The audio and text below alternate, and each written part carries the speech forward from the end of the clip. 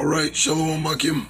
Before I get started, I want to give all praises, honor, and the glory to Yahweh B'Hashem Yahushai, B'Hashem Harakakodash, and of course, as always, double honors to our apostles and our elders that rule well at Great Millstone. Salutations to all you sincere Akim that are preaching this word in all truth and in sincerity. So this is the first scripture I'm going to get. And it might be the only scripture I get. I just wanted to do a quick lesson, based on something I was just meditating on at this moment. So, without further ado, I'm going to bring out the scripture, and it's Ecclesiasticus chapter 10 and verse 8. It says, because of unrighteous dealings, injuries, and riches got by deceit. Okay, the leader of this world right now is Satan, all right? And his physical counterpart is Esau, the so-called white man, okay? And it's not just the white man, all right? It's the white man, so-called white man, so-called white woman, and so-called white child. Okay, this is their rulership. This is their kingdom. And all they've ever dished out to the world was unrighteous dealings. Primarily, first and foremost, to the children of Israel. All right, the children of God, whom the world ignorantly calls God. Whom are the so-called Negroes, Latinos, and Native Americans. Okay. He has dealt very unrighteously with those 12 tribes. All right. And as the scripture says, he refuses to let you go. It says all that held them fast refused to let them go. Meaning he is going to continuously deal unrighteously with you. And if you say, well, just let me leave, let me just go do my own thing, he'll say no. To hell with that. You got a lot of these devils. So, these racist Edomite devils. And there's videos you can find on YouTube where they'll be cursing out a Latino or a Negro or a Native American. Curse them out and tell them, well, if you don't like it here, go back to your country. If you don't like it here, leave. Well, the truth of the matter is, they're not going to allow you to just leave. You got to get a passport. There's all types of stipulations, loopholes. And then, wherever you go in the world, this devil is ruling. So if you wanted to go to Mexico, you wanted to go to Brazil, well, this devil is ruling those countries, man. He's got standards and, different laws that you have to abide by.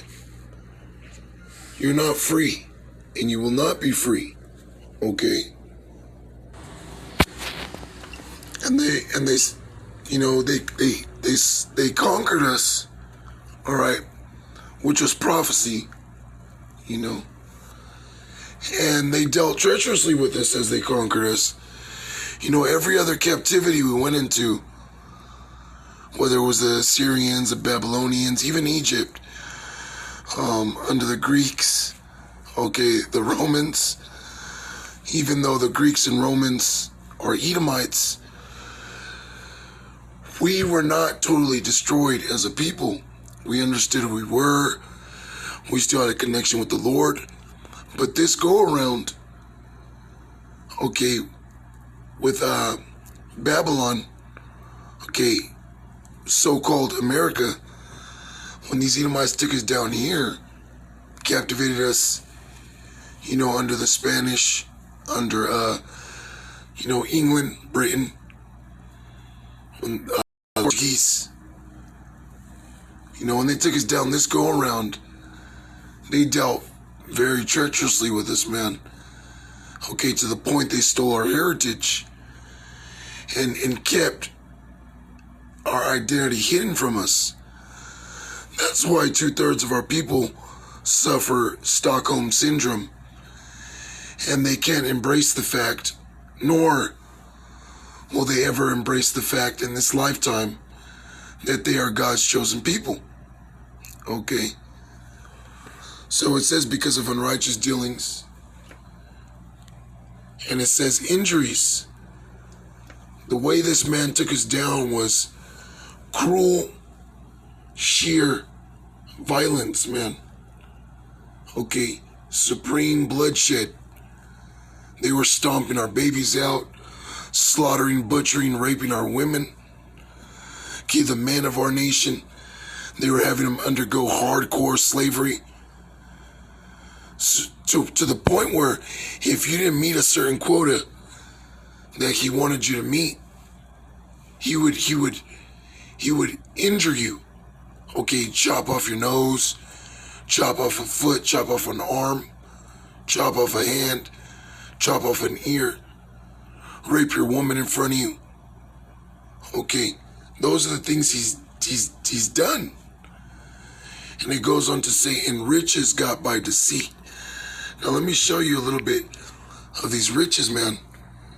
All right, real riches, according to God, according to the supreme deity of the whole universe, real riches are gold, silver, land, cattle, and servants. But on the monetary aspect, we're looking at gold right here. And these are those riches that this damn devil got by deceit. Okay, he tricked certain tribes, primarily Ephraim, Manasseh, Gad, Issachar, Zebulun. That he came in peace, man. And I just did a lesson on how Esau gives the false image of peace to destroy.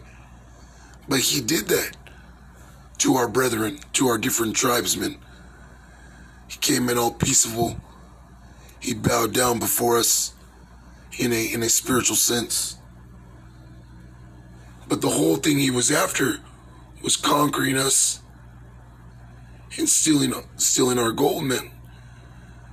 Stealing this gold. Okay. And if you look at the metal, like it's very beautiful, man. Okay, the chariots, the so-called UFOs, actually have gold and silver. You know, gold is the best conductor in the world. Silver conducts the best, like the way it harnesses electric power. As I was gonna say before I got interrupted, so silver is actually the best conductor. Like, if you could keep silver from tarnishing, and that's silver's, that's its con to when it comes to being a conductor, when it comes to transferring energy, and when it comes to electrical, and it conducts the best, but it tarnishes. Therefore, over time, its conductivity decreases.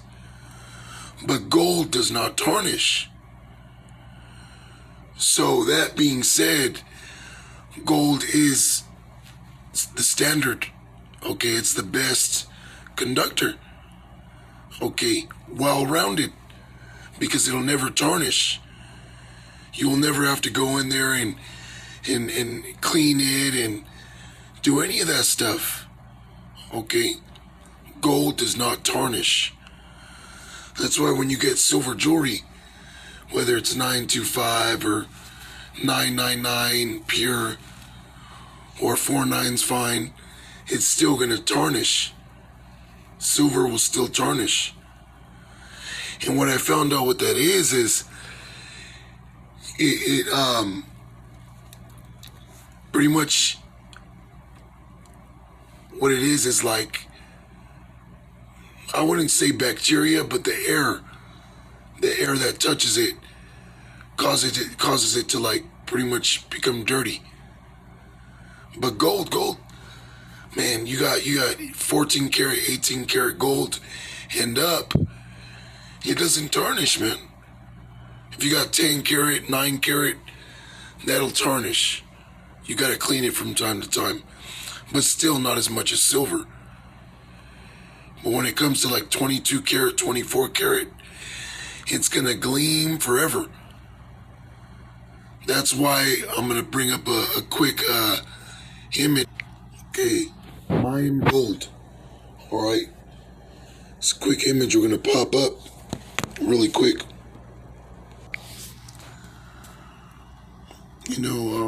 Let's see if we can find any.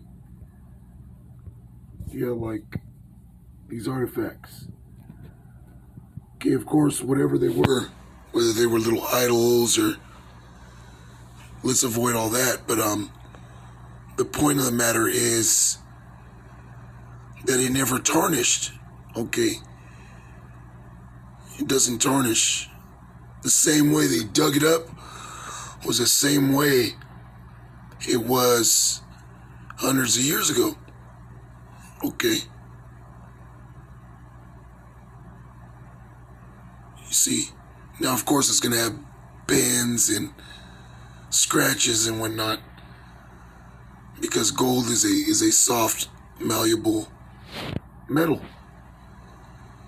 But it's the number one metal, all right, that we know of on this earth, and according to the scriptures when it comes to monetary value. Okay, so let's go back into these scriptures. It says, enriches God by deceit. Yeah, they came in here peaceably, and it was just to overthrow us as a people. Of course, it was prophecy, but this devil still did it, and he was still very deceptive. Look at what he did during the Great Depression, when gold was still the standard when it came to currency. Well, he deceived all you people, had you bring in all your gold so he could give you fiat, so he could give you paper. Now, at the time, certain of those certificates, those paper money, you could trade for actual currency, gold and silver. But over time, that has depleted as well. Okay. But here's the point. The last sentence. It says the kingdom is translated from one people to another. You see? Because Esau, the so-called white man, is wicked. And all this gold, all this silver that he stole from us, whether they're still in museums, whether he smelted them into gold bars, which is a lot of what they did. Okay. They actually took, great artifacts like these and smelted them, man. Smelted them into just bars. Smelted them into coins. Okay. That's what this damn devil did. And when you look at coins and, the coins and bars, it looks nice. I mean, it's still gold. But we actually wore this stuff as kings, as nobility. Because we are kings, we are nobility. As the scripture says, we are a nation of kings and priests. So we were decked out, man. Okay, we were decked out in ancient Israel. And we were decked out when we came here to the Americas. Before the Pilgrims and before Christopher Columbus. Shoot, you should see the Moors. And the Holy Romans. Okay, which ruled Constantinople. Constantine and them. They were decked out.